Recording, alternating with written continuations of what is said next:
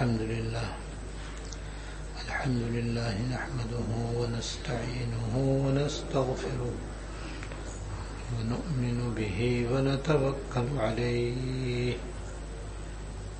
ونعوذ بالله من شرور أنفسنا ومن سيئات أعمالنا من يهده الله فلا مضل له ومن يضلله فلا هادي له وأشهد أن لا إله إلا الله وحده لا شريك له وأشهد أن سيدنا ونبينا ومولانا محمدا عبده ورسوله صلى الله تعالى عليه وعلى آله وأصحابه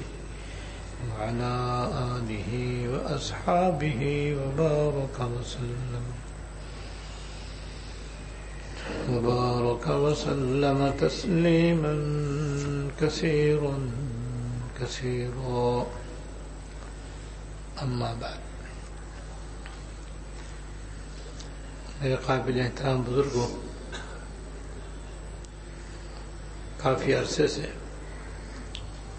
حیات المسلمین کی رو نمبر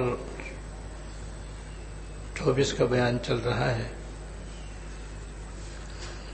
جس میں حضرت نے حسن معاشرت پر بہت زیادہ زور دیا ہے، اور اس میں یوں تو حضرت نے 4 باتیں بہت اہم بیان فرمائی ہیں، جن میں سے ایک یہ ہے کہ اہم امور میں، اہم معاملات میں ہمیشہ مشورہ کرنے کا اہتمام کرنا چاہیے، اور دوسرے یہ کہ آپس میں اتفاق اور محبت سے رہنا چاہیے۔ اگر آپس میں اتفاق نہیں ہوگا، محبت نہیں ہوگی، تو ایک دوسرے کو تکلیف پہنچے گی، اذیت ہوگی، دل پھٹیں گے، نا اتفاقی ہوگی، اور اس کے نتیجے میں لڑائی جھگڑا ہوگا، قطع تعلقی ہوگی، اور ان سب میں تکلیف ہی تکلیف ہے۔ تیسرے، ہمیشہ اپنا معاملہ صاف رکھنا چاہیے۔ جتنے معاملات صاف ہوں گے اتنے دل صاف ہوں گے، جتنے دل صاف ہوں گے اتنے دلوں میں اتفاق و اتحاد ہوگا، محبت ہوگی۔ جہاں معاملہ خراب ہوگا، غلط ہوگا، ناجائز و خلاف شرع ہوگا، تو دل خراب ہو جائے گا، اور دل کی خرابی سے معاشرت خراب ہوتی ہے۔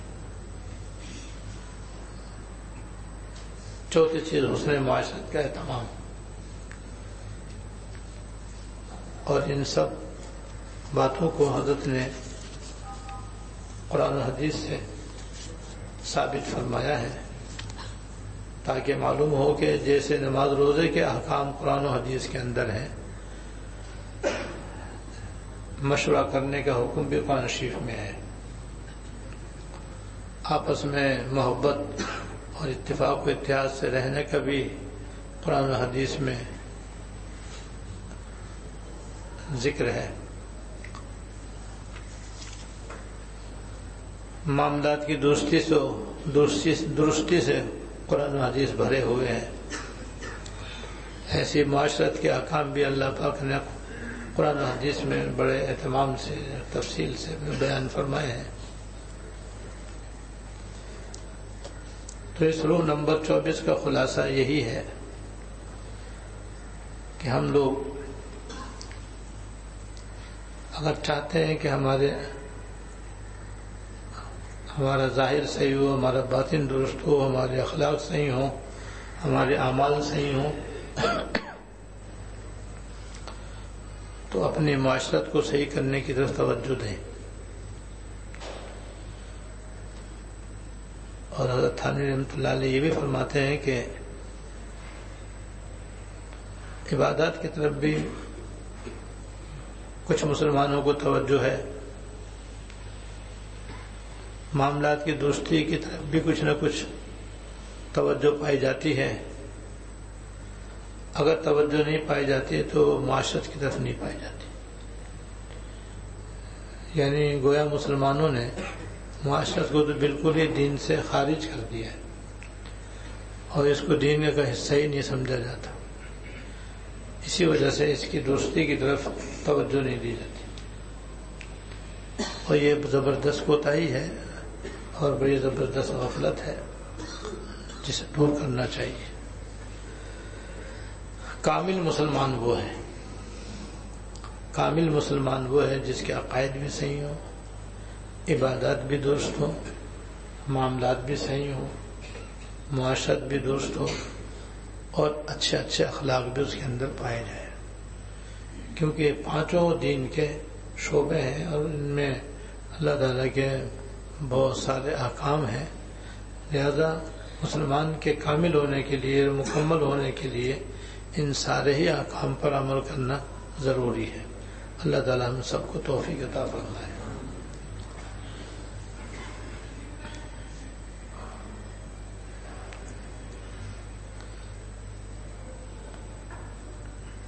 حسن معاشرت کے متعلق حضرت نے ایک آیت کا ترجمہ نقل فرمایا ہے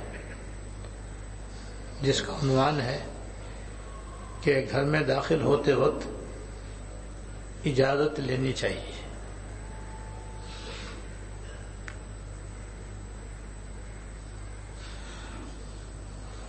گھر میں داخل ہونے سے پہلے گھر میں آنے کی اجازت لینی چاہیے. تفصیل میں اس آیت کا ترجمہ سنانے کے بعد انشاءاللہ ضرور بقدر ضرورت عرض کروں گا. اللہ تعالیٰ کا ارشاد ہے، اے ایمان والو، تم اپنے خاص رہنے کے گھروں کے سوا، تم اپنے خاص رہنے کے گھروں کے سوا دوسرے گھروں میں داخل مت ہو جب تک اجازت حاصل نہ کر لو. اے ایمان والو، اپنے خاص رہنے کے گھروں کے سوا دوسرے گھروں میں داخل مت ہو جب تک اجازت حاصل نہ کر لو اور ان کے رہنے والوں کو سلام نہ کر لو. یہ تمہارے لیے بہتر ہے تاکہ تم خیال رکھو. پھر اگر ان گھروں میں تم کو کوئی آدمی معلوم نہ ہو تو بھی ان گھروں میں نہ جاؤ جب تک کہ تم کو اجازت نہ دی جائے. اور اگر اجازت طلب کرنے کے وقت تم سے یہ کہہ دیا جائے کہ اس وقت واپس چلے جاؤ تو واپس چلے جائے گا. یہی بات تمہارے لیے بہتر ہے.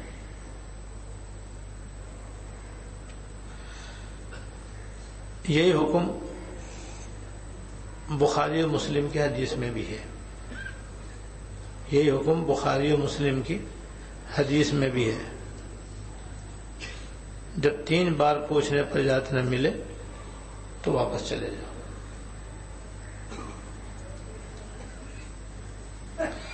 اب حضرت اس کی تشریح میں فرماتے ہیں کہ گھر میں داخل ہونے سے پہلے اجازت لینے کا مسئلہ گھر کے زنانہ حصے میں بھی ہے اور مردانہ حصے میں بھی ہے اور سب گھر والوں کے لیے ہے.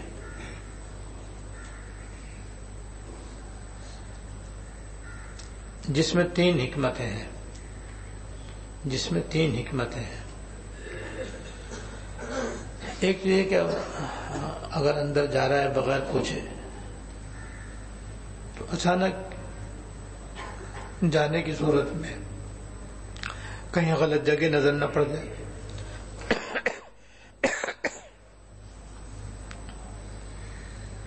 اور دوسری حکمت یہ ہے کہ گھر والوں کی کوئی ایسی بات سامنے نہ آ جائے جس کو دیکھ کر آدمی کو ناگواری ہو. پوچھ کر جانے میں اس سے ہی بچاؤ ہے۔ تیسری حکمت یہ ہے کہ بغیر اجازت داخل ہونے میں بعض اوقات دل پر گرانی ہوتی ہے، بغیر پوچھے کوئی آ جائے تو طبیعت پر گرانی ہوتی ہے، خواہ آرام میں خلل آنے کی وجہ سے یا کسی کام میں حرج ہونے کی وجہ سے، اور خواہ ملاقات کرنے کو دل نہ چاہنے کی وجہ سے۔ سبحان اللہ۔ یہ حضرت نے اس آیت کے ساتھ بطور تشریح کے بیان فرمایا ہے۔ آئیے خالص ہمارے لیے معاشرت کا حکم ہے۔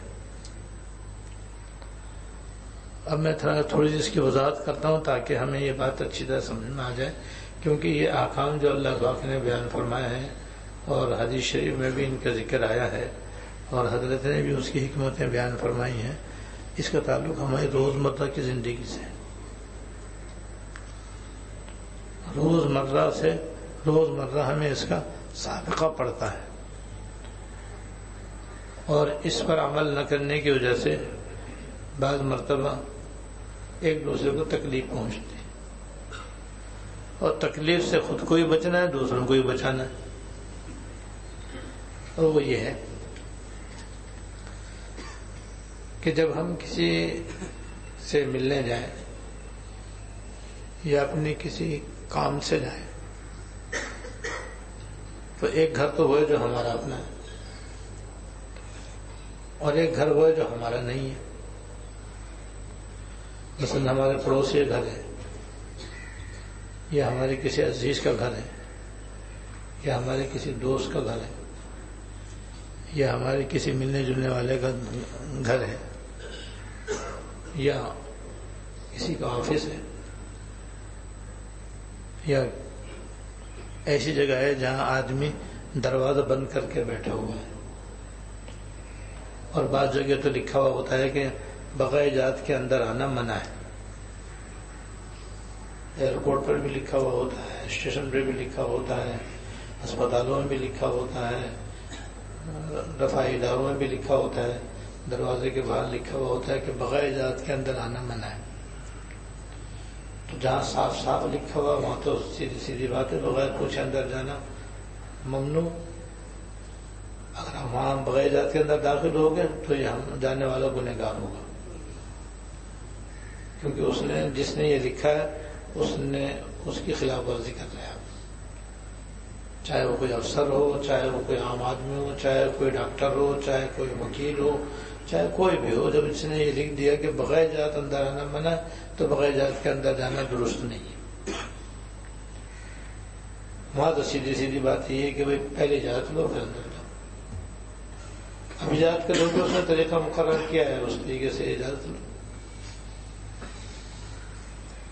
ٹیلی فون پر رابطہ کر لو، موبائل سے بات کر لو، یا اپنا کارڈ اندر بھیج دو، کارڈ نہیں ہے تو کاغذ پہ لکھ کر بھیج دو کہ آپ سے فلاں شخص ملنے کے لیے آیا ہے اور اندر آنے کی اجازت چاہتا ہے۔ اجازت ملے تو اندر جاؤ، اجازت نہ ملے تو اندر مت جاؤ۔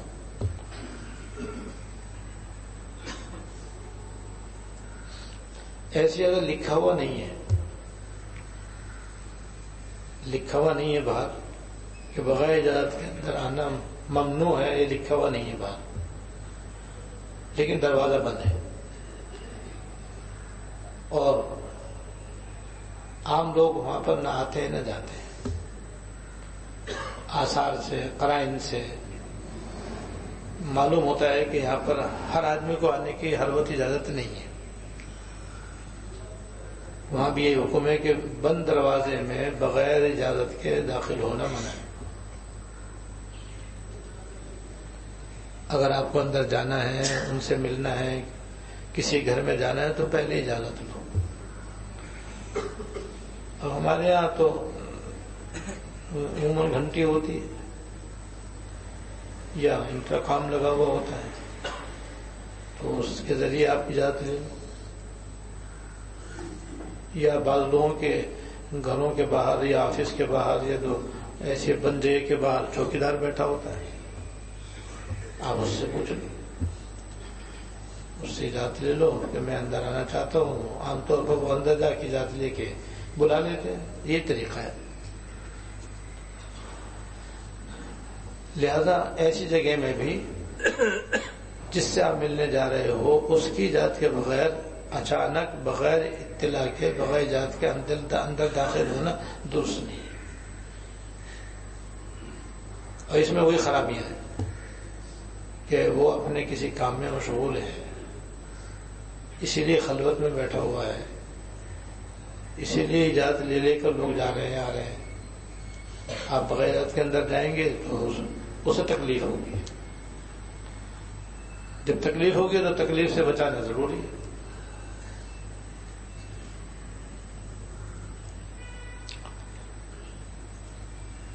بغیر اجازت کے اندر داخل ہونے کی اجازت نہیں ہے، چاہے لکھا ہوا نہ ہو۔ ہاں جب اجازت مل جائے تو چلے جاؤ۔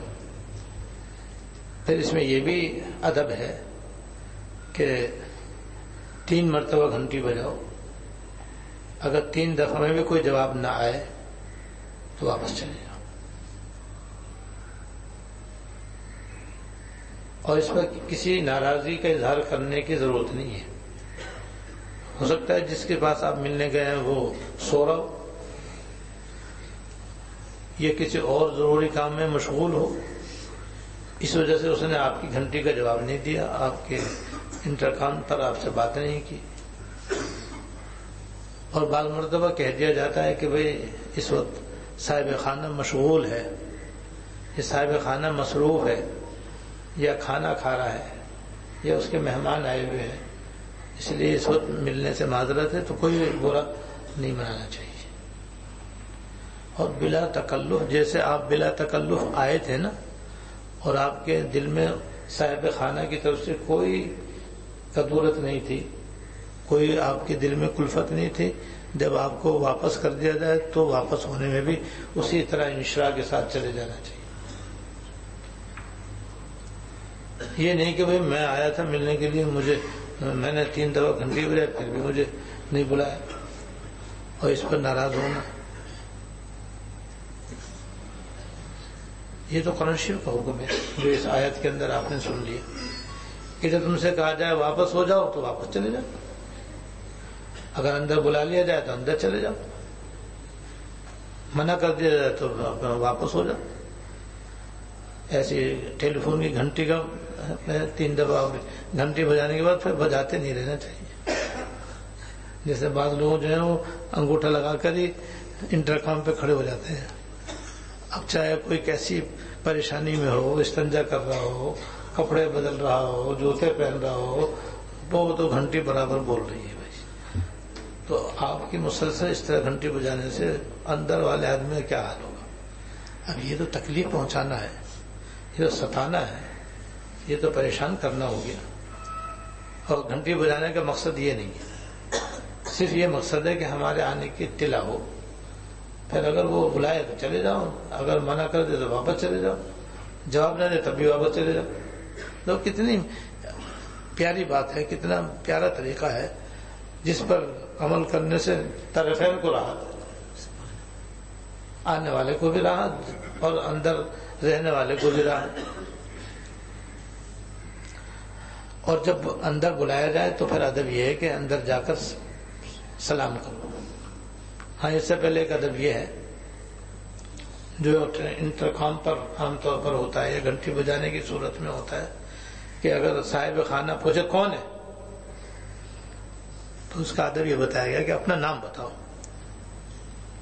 تاکہ وہ پوچھنے والے کو سمجھ میں آئے کہ کون آیا ہے۔ بعض نادانی میں ناسمجھی میں کہتے میں ہوں، وہ میں ہوں کون ہوتا ہے؟ یہ تو کسی کا بھی نام نہیں، وہ بھی اپنا نام نہیں بتا رہا مگر اپنی ذات بتا رہا ہے کہ میں ہوں۔ تو بھائی میں ہوں کیا ہوتا ہے؟ اس سے بعض مرتبہ آدمی کو سمجھ میں نہیں آتا کہ پتہ نہیں کون ہے، میں ہوں کون ہے، تو پھر دوبارہ پوچھتا ہے بھائی نام بتاؤ، پھر پہلے کیوں نہیں بتا دیا؟ تو ہمیشہ یہ طریقہ ہوتا ہے، ٹیلی فون ہو تو اس میں ہی بتاؤ میں فلاں بول رہا ہوں، انٹرکام پہ بھی اگر پوچھے کون ہے تو بتاؤ میں فلاں بول رہا ہوں۔ جب انٹرکام پہ بات ہو تو پہلے سلام کرو، سلام کر کے اپنا نام بتاؤ، نام بتا کر کے پھر وہ اگر اندر بلائیں تو چلے جاؤ، منع کر دیں تو واپس چلے جاؤ۔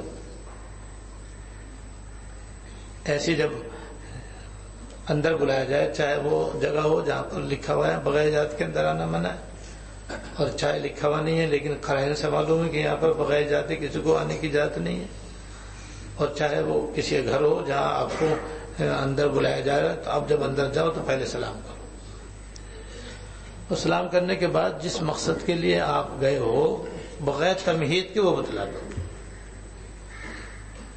بغیر کسی تمہید کے اپنا آنے کا مقصد بتلا دو کہ میں فلاں کام کے لیے آیا ہوں۔ بعض لوگ اپنی بات تو بتاتے نہیں، ادھر ادھر کی باتیں بہت کرتے ہیں، ایک لمبی چوڑی تمہید باندھ کر کے پھر وہ اپنا مدعا آخر میں مختصر سا بیان کرتے ہیں، تو اس سے جو ہے جس کے پاس آدمی اپنا مدعا لے کر گیا ہے وہ پریشان ہوتا ہے، خاص طور سے اگر وہ مصروف ہے مشغول ہے تو مشغول آدمی کو اس سے بڑی الجھن ہوتی ہے اور بڑی کلفت ہوتی ہے، تو ہمیشہ مصروف لوگوں کے پاس تو کبھی بھی ایسی حرکت نہیں کرنی چاہیے، اور ویسے بھی یہ طریقہ نہیں ہے کہ آپ اپنا مدعا بیان کرنے کے لیے لمبی چوڑی پہلے تمہید قائم کریں اور تمہید بیان کرنے کے بعد پھر مدعا بیان کریں، یہ طریقہ نہیں ہے، یہ صحیح طریقہ نہیں ہے۔ سیدھا طریقہ اور صحیح طریقہ بس یہی ہے کہ جاتے ہی سلام کرو اور سلام کرنے کے بعد اپنا مدعا بیان کرو، میں اس کام کے لیے آیا ہوں۔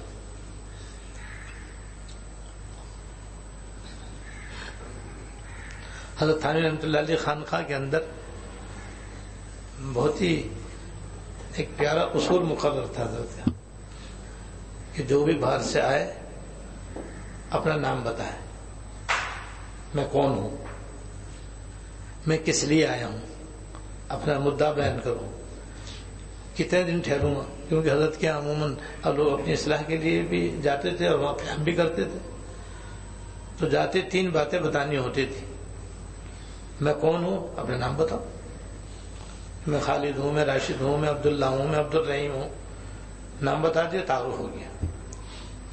تو یہ بتاؤ میں کیوں آیا ہوں، کس کام کے لیے آیا ہوں، کیوں حضرت کے یہاں مختلف غرض سے لوگ آتے تھے، کوئی تعویذ لینے کے لیے آتا تھا، کوئی دعا کرانے کے لیے آتا تھا، کوئی اصلاح کے لیے آتا تھا، تو آتے مقصد بتلا دیں کہ کس مقصد کے لیے آپ آئے بتاؤ۔ اور تیسرے نمبر پہ یہ کہ اگر ارادہ ہے قیام کا تو بتاؤ، قیام کا ارادہ نہیں تو ہی بتا دو کہ خالی میں بیان سننے آیا ہوں، خالی میں ملنے کے لیے آیا ہوں، میں قیام کرنے کے لیے نہیں آیا، اور اگر قیام کے ارادے سے آیا تو فوراً بتاؤ کہ میں اتنے دن کے لیے یہاں قیام کرنا چاہتا ہوں۔ تو کیسی سیدھی بات، جو اس طرح 3 سوالوں کا جواب صحیح دیتا تھا اور 3 باتیں ٹھیک کرتا تھا، وہ حضرت کے یہاں اس کی قدر ہوتی تھی اور اس کا جو مقصد تھا وہ اس کا پورا ہوتا تھا، اور جو اس سے ہٹ کر چلتے تھے تو پھر وہ ان پہ ڈانٹ پڑتی تھی،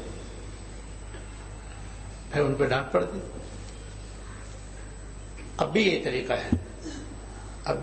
ہے، جب کسی سے ملنے جا رہے ہو تو جاتے سلام کر کے اپنا نام بتا دو، اگر پہلے سے اس کو نام معلوم نہیں نام بتا دو، آنے کی غرض بتلا دو، اور ساتھ میں یہ ہے کہ اگر خالی تھوڑی دیر کے لیے ملنے گیا تو بتا دو میں تھوڑی دیر کے لیے ملنے کے لیے آیا۔ یہ ہے معاشرت کے اصول۔ حضرت تھانوی رحمۃ اللہ علیہ کے یہاں یہ ساری باتیں عمل میں لائی جاتی تھیں اور سکھائی جاتی تھیں باقاعدہ، اس لیے حضرت کے یہاں بعض لوگوں کی حضرت بڑی ڈانٹ پلاتے تھے ان کو، اگرچہ ڈانٹ پلاتے بھی اللہ تعالیٰ سے ڈرتے رہتے تھے، لیکن چونکہ بغیر ڈانٹ پلائے سے اصلاح نہیں ہوتی، اس لیے حضرت کے یہاں ڈانٹ بھی پڑتی تھی۔ تو وہی یہ حضرت کے یہاں باقاعدہ اس کو سکھایا جاتا تھا۔ دیکھو آج بھی ہمیں انہیں سیکھنے کی ضرورت ہے، میں نے آج کر دیا، آپ نے سن لیا، سننے سے تھوڑی، تو جب تک کسی کے پاس جا کر آپ بیٹھیں گے نہیں اور ان سے آپ سیکھیں گے نہیں، اس وقت تک یہ باتیں پوری طرح عمل میں آنی مشکل ہے۔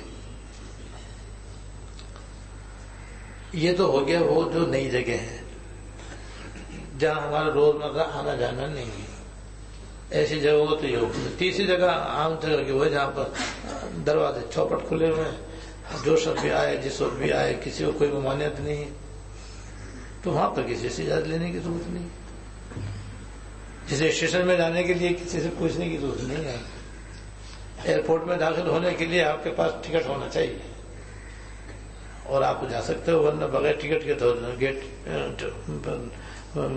چوکیدار کھڑا ہوگا روک دے گا آپ کو، اندر جانے نہیں دے گا۔ عام دواخانے ہیں جو کہ ہر وقت دروازے کھلے ہوئے ہیں، مریض آ رہے ہیں جا رہے ہیں، وہاں کسی سے اجازت لینے کی ضرورت نہیں، وہاں لائن کی ضرورت ہے. جہاں بھی ٹکٹ لینے کی جگہ ہوتی ہے وہاں لائن ہوتی ہے، جہاں دواخانہ ہوتا ہے وہاں پر بھی عام طور پر لائن ہوتی ہے. تو بھائی وہاں پہ لائن میں بیٹھو.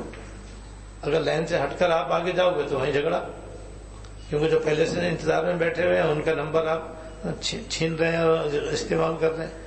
تو وہاں بھی یا تو جہاں آپ جانا چاہ رہے ہو یا تو ڈاکٹر صاحب سے اجازت لو، وکیل صاحب سے اجازت لو، یا پھر لائن والوں سے اجازت لو کہ بھائی مجھے ایمرجنسی ہے، میں جلدی جانا چاہ رہا ہوں، میری گاڑی چھوٹ رہی ہے اور میں اگر اجازت ہو تو میں ذرا جلدی لے لوں. تو وہ جو آگے کھڑے ہوئے ان سے اجازت لے لو، پھر آگے چلے جاؤ. لو کیسی راحت، اور نہیں تو لڑائی پکی. تو یہ تو ہو گئی وہ جگہ جہاں پر لکھا ہوتا ہے کہ یہاں پہ داخل ہونا ممنوع، مگر لکھا ہوا نہیں ہوتا. اگر وہ بھی ممنوع کے حکم میں وہ، اور ایک وہ جہاں پر ہر طرح کی اجازت ہے، کوئی پابندی نہیں ہے، جس وقت چاہے آؤ جس وقت چاہے جاؤ. اب رہ گیا چوتھا نمبر ہمارے اپنے گھروں کا. اصلاً تو ہمیں اپنے گھر میں جانے کے لیے اجازت دینا ضروری نہیں ہے، لیکن خاص جو زنانہ حصہ ہے جہاں پر گھر کی خواتین رہتی ہیں وہاں پر صراحتاً یا اشارتاً کوئی نہ کوئی اجازت لینی چاہیے داخل ہونے کے لیے. مثلا یہ کہ یا تو بتا دیں کہ میں اپنا نام لے دیں کہ وہ آ رہا ہے، یا اجازت لے لیں. گھر والوں کو تو آواز کا بھی اندازہ ہوتا ہے کہ یہ بیٹا ہے، یہ باپ ہے، یہ بھائی ہے، یہ بہن ہے، یہ میری ماں ہے، تو آواز سے اپنا اجازت لے لیں. اور ایک طریقہ یہ کہ کھکارا لگا کر کے جائے، اس طرح سے کر کے جائے. پھر جب ان کو محسوس ہو جائے، اندازہ ہو جائے جانے کا کہ بھئی وہ سمجھ گئی ہیں اور وہ محتاط ہو گئی ہیں، پھر آپ زنانے حصے میں چلے جائیں. یہ باہر سے آنے کی کا طریقہ ہے بھائی، اندر رہتے ہوئے کا طریقہ نہیں ہے. اندر رہتے ہوئے بھی تھوڑی سی تفصیل ہے. جب آپ گھر سے باہر سے اندر داخل ہوں تو دروازہ کھول کے تو آپ چلے جائیں جہاں کوئی بھی نہیں ہوتا. عموماً بنگلوں میں، کوٹھیوں میں، بڑے مکانوں میں، حویلیوں میں تو یہ ہوتا ہے. پھر وہاں سے اندر جو حصہ ہے خواتین کا وہ الگ ہوتا ہے. اور بات چھوٹے گھر ہوتے ہیں تو پھر وہاں بھاری سے دستک دینی ہوگی. دستک دے دیں، کنڈی بجا دیں، یا کھکارا لگا لیں، یا سلام کر لیں.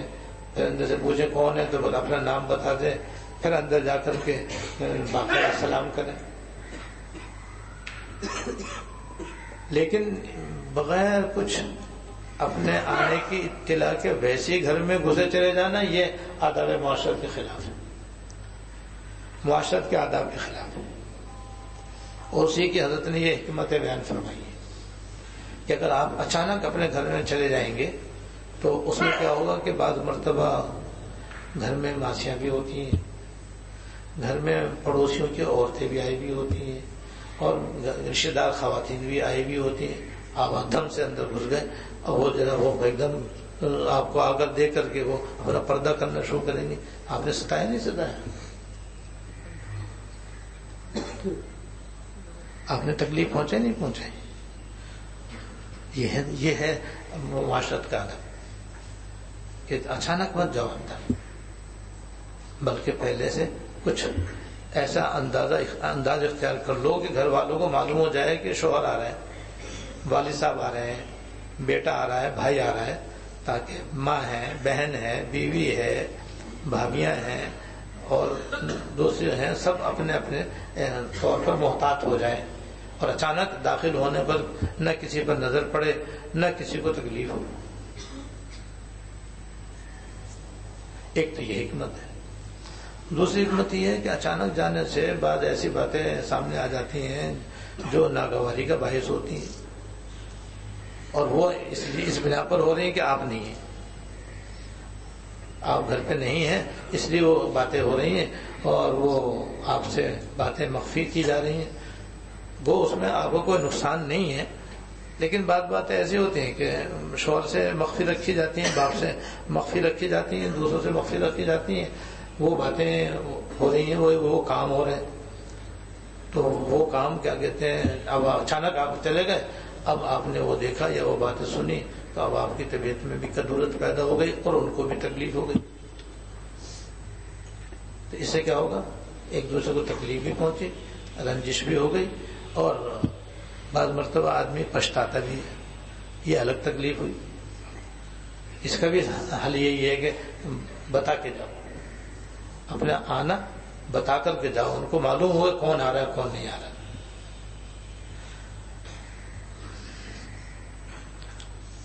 اور ایک اور وجہ ہوتی ہے، اور یہ ہوتی ہے گھر کے اندر در اندر. گھر کے اندر در اندر ہر ایک کمرے الگ الگ ہوتے ہیں.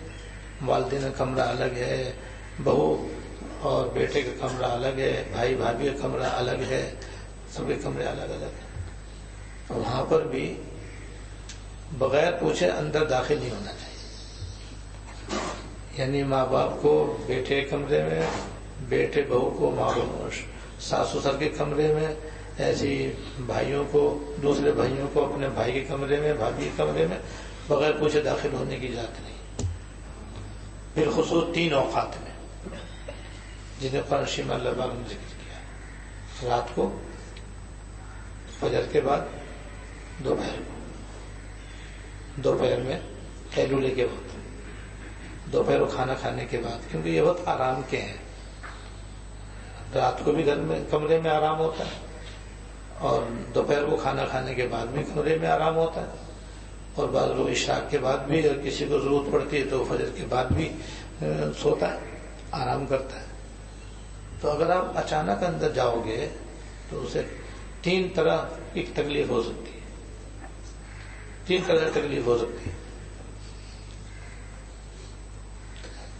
سب سے پہلی بات تو یہ ہے کہ اس کی طبیعت پر اچانک آپ کے داخل ہونے سے گرانی ہوگی. اچانک آپ داخل ہوں گے تو طبیعت اس کی پریشان ہوگی، کیونکہ عام طور پر یہ اوقات پردے کے ہیں اور پردے میں آرام کرنے کے ہیں.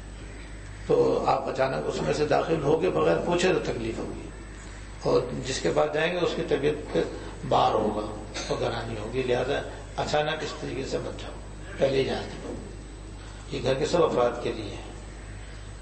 بیٹا جائے تو اجازت لے، بیٹی جائے تو اجازت لے، بھائی جائے تو اجازت لے، بہن جائے اجازت لے، باوت جائے تو اجازت لے، گھر والے سب. اور جو بچے قریب البلوغ ہیں یا بالغ ہیں ان کا بھی حکم ہے کہ وہی بغیر اجازت کے اندر نہ آئے.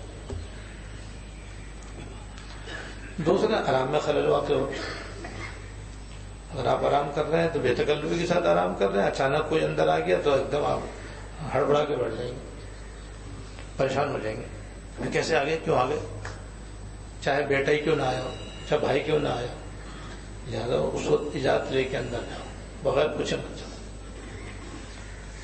تیسرے یہ کہ آدمی کسی ضروری کام میں مشغول ہوتا ہے، اور بعض کام ایسے ہوتے ہیں جو آدمی خلوت میں کرتا ہے، تنہائی میں کرتا ہے، اور یہ سمجھتا ہے کہ اب یہ کسی کے آنے کا وقت نہیں ہے، آرام سے وہ اس وقت وہ کام کر رہا ہوتا ہے. اچانک آپ چلے گئے تو اس کو پریشانی ہو جاتی. وہ کام جو تنہائی میں کر رہا تھا وہ آپ کے سامنے کرنا نہیں چاہتا تھا، تو اس کے کام میں حرج ہو کر اس کی تکلیف کا باعث بنے گا. لہذا پوچھ کے جاؤ، بغیر پوچھے اندر داخل مت ہو. اور کبھی ایسا بھی ہوتا ہے، حضرت نے فرمایا کہ کبھی ایسا بھی ہوتا ہے کہ آدمی کا اس وقت کسی سے ملنے کو دل نہیں کر رہا ہوتا، گھر والوں سے ملنے کو دل نہیں چاہ رہا، گھر کے جو افراد ہیں ان سے بھی ملنا نہیں چاہ رہا. دوست احباب تو پھر بھی دور کے، جو اپنے گھر کے اندر کے ان سے اس وقت وہ ملنا نہیں چاہ رہا، خواہ اس وجہ سے کہ طبیعت خراب ہے، خواہ اس وجہ سے کہ وہ آرام کرنا چاہ رہا ہے، خواہ اس وجہ سے کہ اب طبیعت نہیں چاہ رہی. اندازہ کرو کیا باریکیاں ہیں اس کے اندر، اور کیسی چھوٹی چھوٹی معمولی باتیں، لیکن یہ ساری باتیں چونکہ معاشرت کے آداب کے خلاف ہیں اس لیے ان سے منع کیا جا رہا ہے. باقی جو اور اوقات ہیں تو اس میں اگر دروازے کھلے ہوئے ہیں، پردے ہٹے ہوئے ہیں تو پھر آنے جانے میں کوئی حرج نہیں، کیونکہ وہ خلوت میں رہنے کا وقت نہیں ہے.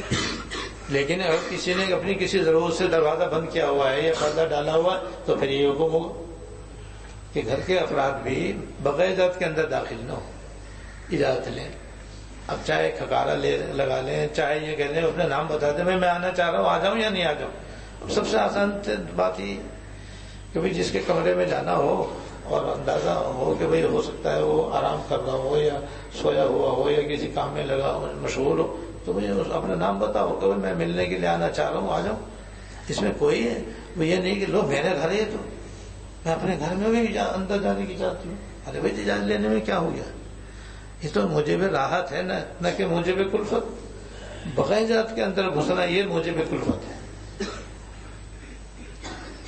اس لیے ہمیں اپنے گھروں کے اندر بھی وہی سے خیال رکھنا چاہیے. آج کل ان چیزوں کا کہیں خیال نہیں رکھا جاتا الا ماشاء اللہ. بس گھر میں اپنے داغ ہمارا گھر ہے ہم کیسے بھی جائیں کبھی بھی جائیں. حدیث شریف میں تو یہاں تک ہے کہ اگر تم رات کو سفر سے آؤ، اور پہلے زمانے میں ایسا ہوتا تھا کہ اطلاع کے ذرائع بہت ہی محدود ہوتے تھے. اگر کسی طویل سفر پہ کوئی چلا گیا ہے تو واپسی کا بھی کچھ پتہ نہیں کب آیا کب نہیں آیا، ایسا ہوتا تھا پہلے زمانے میں. تو آپ نے یہ فرمایا کہ ایک تو رات کو اپنے گھر میں واپس مت آؤ. کیوں کہ رات میں سفر سے واپس آؤ گے تو اچانک جب تم گھر والوں کو دستک دو گے تو پریشان ہو جائیں گے. سب سے پہلے تو نیند خراب ہو جائے گی، اور نیند خراب ہونا بھی تو ستانا ہے، یہ بھی تو تکلیف پہنچانا ہے. لہذا رات میں مت آؤ. اور اگر سر شام آگے ہو، جیسے شام کے ٹائم آ گئے تو حضور کا طریقہ یہ تھا کہ پہلے آپ مسجد نبوی میں تشریف لے جاتے اور وہاں جا کے 2 رکعت سفر سے واپسی کی پڑھتے تھے اور پھر تھوڑی دیر مسجد میں قیام فرماتے تھے اور صحابہ کرام سے مل کر اتنے میں گھر والوں کو بھی اطلاع ہو جاتی تھی، پھر آپ اپنے گھر تشریف لے جاتے. اب بھی یہی ادب، سفر سے کوئی آئے تو بہتر یہ ہے کہ محلے کی مسجد میں جا کے پہلے 2 رکعت پڑھے، اس کے بعد پھر اپنے گھر چلا جائے.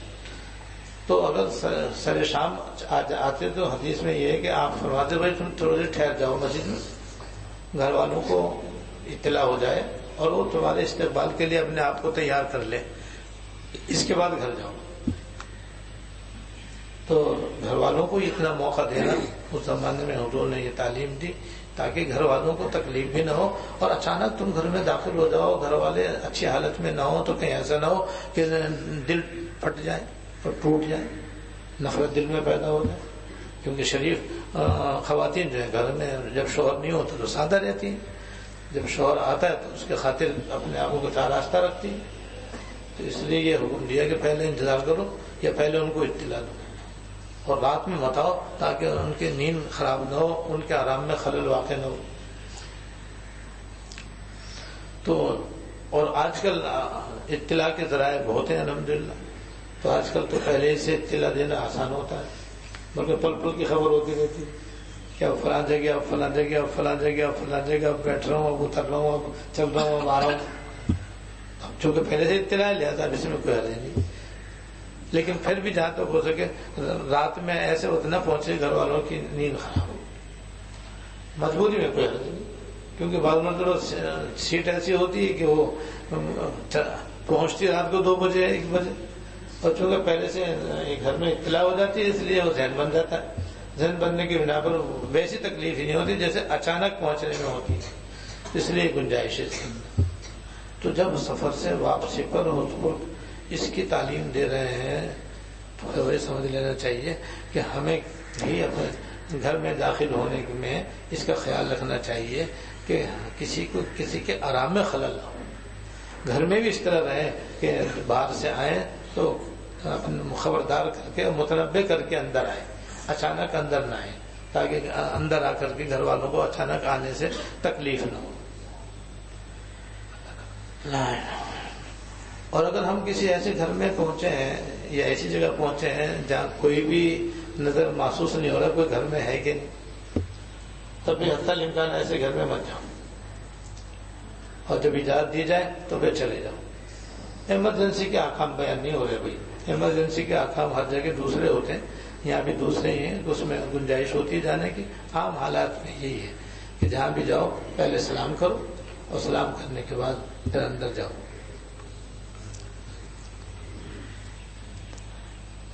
اسی طریقے سے ایک اور آیت حضرت نے یہاں بیان فرمائی ہے، پہلے اس کا ترجمہ دیکھ لیں، پھر ترجمہ سن لیں، اس کے بعد پھر اس کی تشریح انشاءاللہ. اللہ تعالیٰ کا ارشاد ہے، اے ایمان والو، جب تم سے کہا جائے، یعنی رسول اللہ صلی اللہ علیہ وسلم یا صدر مجلس کہے، صدر مجلس کہے کہ مجلس میں جگہ کھول دو، تو تم جگہ کھول دیا کرو اور آنے والے کو جگہ دے دیا کرو، اللہ تعالیٰ تم کو جنت میں کھلی جگہ عطا فرمائیں گے۔ اور جب یہ کہا جائے کہ مجلس سے اٹھ کھڑے ہو تو اٹھ کھڑے ہوا کرو، خواہ خلوت کی جگہ ضرورت سے اٹھائے، خواہ دوسری جگہ بیٹھنے کے لیے اٹھائے، دونوں صورتوں میں یہ کم کر لیا کرو۔ حضرت فرماتے ہیں کہ یہ حکم عام مجالس کا ہے، جہاں مسلمانوں کا اجتماع ہو، اور جب مجلس میں کچھ لوگ بعد میں آئے تو مسلمان ان کے لیے جگہ دینے کی کوشش کریں اور سمٹ کر بیٹھ جائیں۔ ایسا کرنے پر اللہ تعالیٰ نے وعدہ فرمایا کہ ان کے لیے وسعت فرما دیں گے۔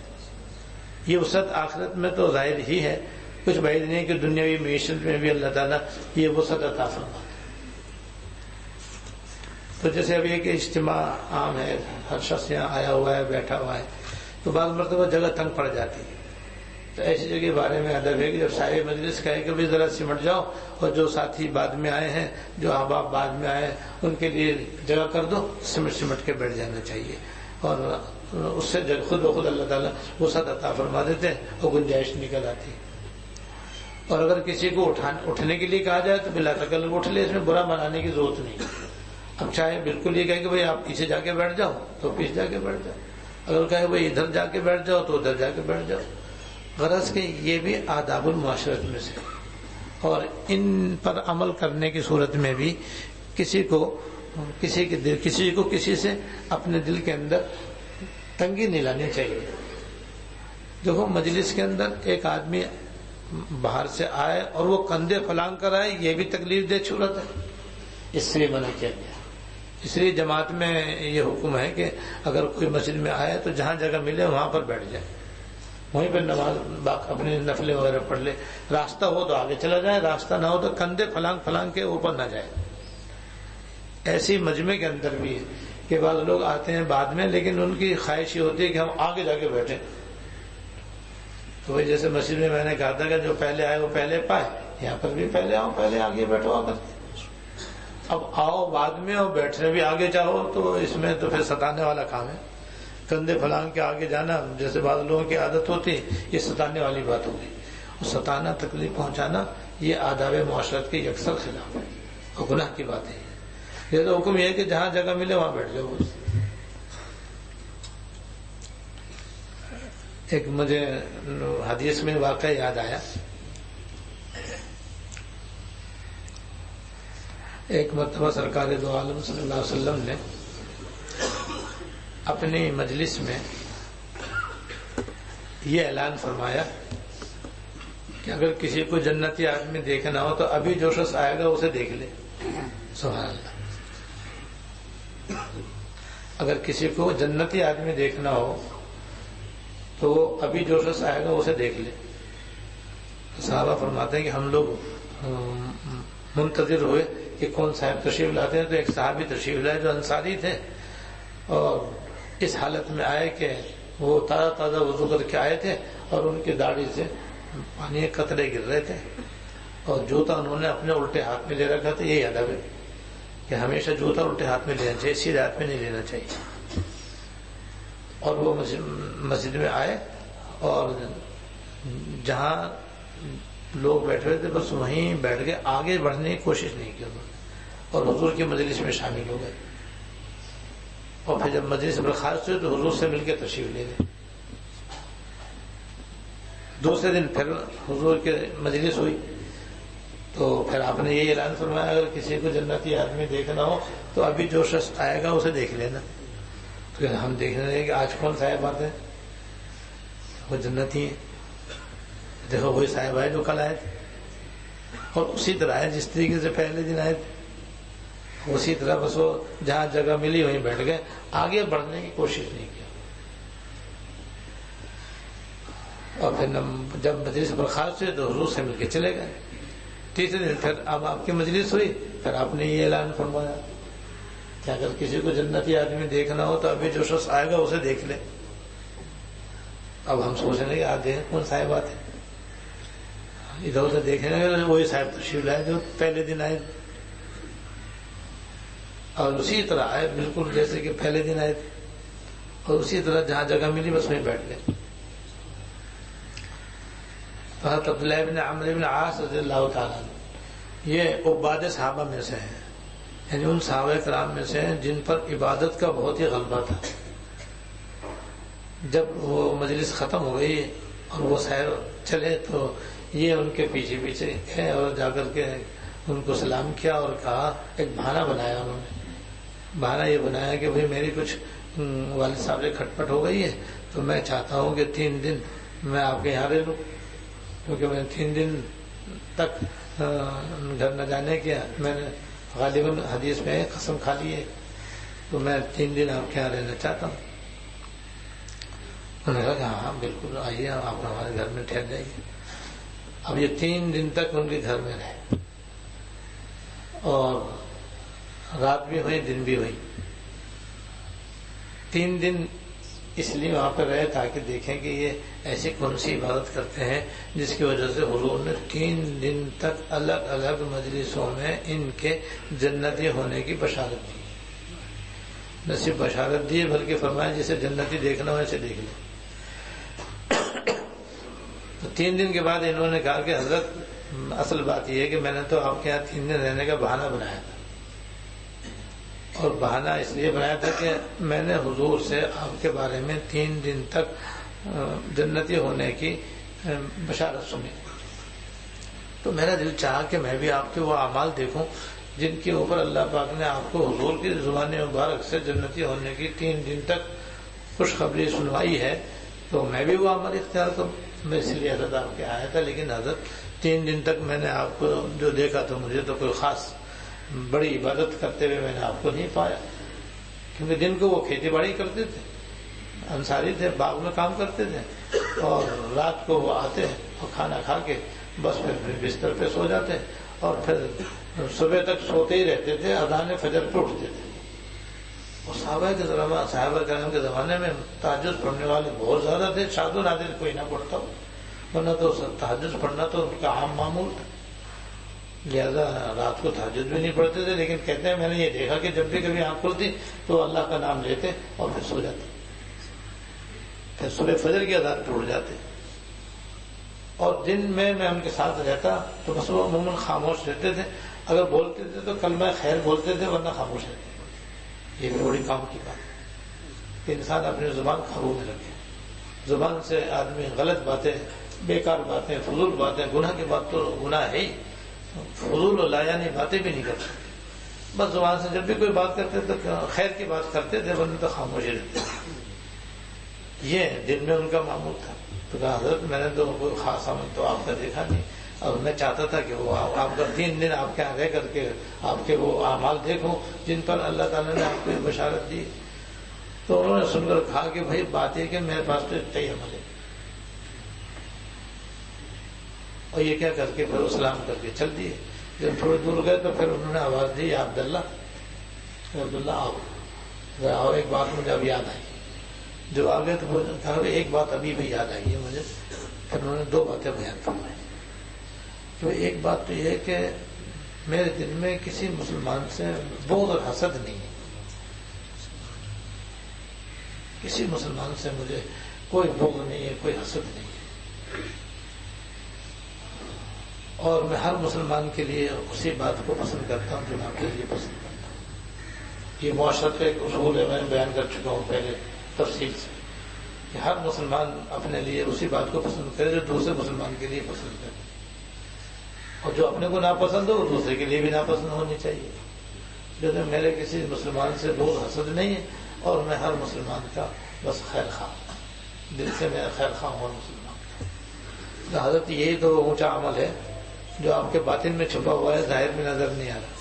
اسی نے آپ کو 3 دن تک حضور کے زبان مبارک سے جنتی ہونے کی بشارت سنوائی, اور یہ بات شاذ و نادر کسی کے اندر ہوگی. یہ ہے تو مجمع میں آنا اور کندھے پھیلانے کی تکلیف دوسروں کو نہ دینا، یہ بھی آداب المعاشرت میں سے، جہاں جگہ ملے وہیں بیٹھ جاؤ۔ البتہ صاحب مجلس اگر کہے بھائی ذرا سمٹ جاؤ بھائی، آنے والوں کو بھی جگہ دے دو، تو پھر اس کا عمل کر لو، اور پھر وہ آگے جگہ مل جائے تو آگے۔ اور کوئی ایسا محترم ہوتا ہے، کوئی ایسا معظم جیسے استاد ہے، پیر ہے، شیخ ہے، وہ آگے ہے تو اب وہ کہ بھائی ذرا ہٹ جاؤ بھائی، حضرت کو آگے آنے دو، تو پھر اسی پہ عمل کرنا چاہیے۔ لیکن استاد کو چاہیے یا پیر کو چاہیے، باپ کو چاہیے، بڑے بھائی کو چاہیے کہ جہاں جگہ ملے وہیں بیٹھے، آگے آنے کی کوشش نہ کرے، ورنہ آگے آئے گا تو دوسرے کندھے پھیلائیں گا تو دوسروں کو تکلیف ہوگی۔ اسی طرح مسجد کے بھی میں بتا چکا ہوں پہلے کہ مسجد میں بھی جس کو جہاں جگہ ملے بس وہیں اپنے نماز پڑھ لے، اور پھر جب جماعت کھڑی ہو تو پھر آگے بڑھنے کی کوشش کرے، لیکن اس میں بھی دوسروں کو ستائے بغیر، کسی کو تکلیف دیے بغیر آگے بڑھے اور آگے صفحے بنا لے۔ تو یہ ہے آداب جو حضرت نے یہاں بیان فرمائے ہیں۔ اللہ تعالیٰ ہم سب کو ان پر عمل کرنے کی توفیق عطا فرمائے۔ جمیل صاحب کی والدہ جو ہے وہ علیل ہیں فالج کی وجہ سے، ان کے لیے دعائے صحت کی درخواست ہے۔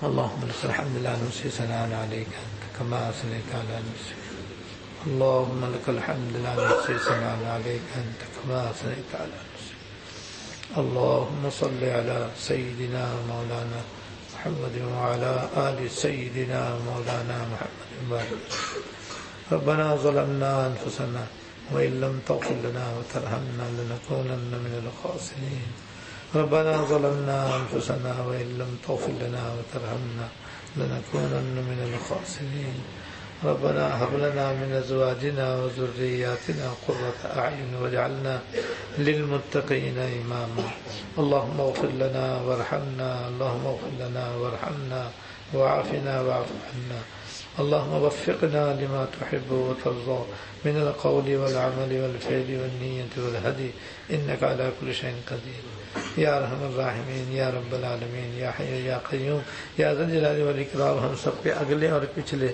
چھوٹے اور بڑے خفیہ علانیہ سارے گناہوں کو معاف فرما۔ یا اللہ ہمارے اگلے پچھلے چھوٹے بڑے خفیہ علانیہ سارے گناہوں کو معاف فرما۔ یا اللہ اپنے فضل سے، اپنے کرم سے ہم سب کو دنیا اور آخرت عافیت کاملہ عطا فرما۔ یا اللہ مرتے دم تک ہم سب کو صحت کاملہ عطا فرما، صحت کاملہ عاجلہ دائمہ مستمرہ عطا فرما۔ جتنے یا اللہ حاضرین اور گھر والوں میں جو بیمار ہیں سب کو صحت کاملہ عطا فرما، سب کو صحت کاملہ عاجلہ دائمہ مستمرہ عطا فرما۔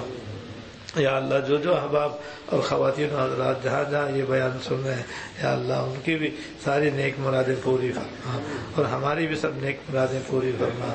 ان کی نیک دعاؤں میں ہم کو شامل فرما، ہماری دعاؤں میں ان کو شامل فرما، اور ہم سب کے ظاہر کی بھی اصلاح فرما، باطن کی بھی اصلاح فرما، ہماری ساری پریشانیاں اور تکلیفیں دور فرما۔